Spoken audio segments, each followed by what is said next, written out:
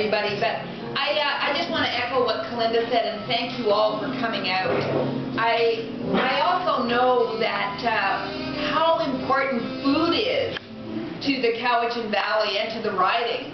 And it's wonderful to come in and support Fatima and Big Bistro 161, and I know we'll get a chance to say thanks to them again. But this is a really good example. For those of you who have, I think most of you have probably eaten here before, but for those of you who haven't eaten here before, this is such a great example of what small business in our community does and how important local support is.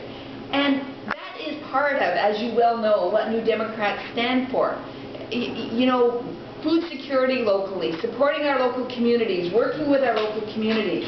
And this is just another fine example, and of course I can't help but note that there are many fine local artists on the walls here, and this is another thing that Bistro 161 does.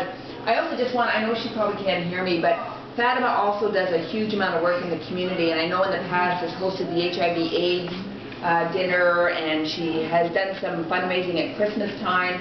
So just a really good example of how a small business person constantly contributes back to community.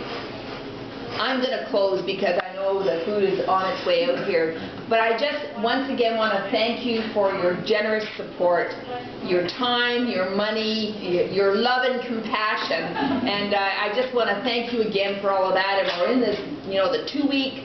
The end is in sight. Yesterday I upped the ante about going to the advanced polls. Kalinda is saying go to the advanced polls and take one other person. I'm saying go to the advanced polls and take 5 other people. So I look forward to sharing some celebration with you on May the 2nd. So thank you again for coming out.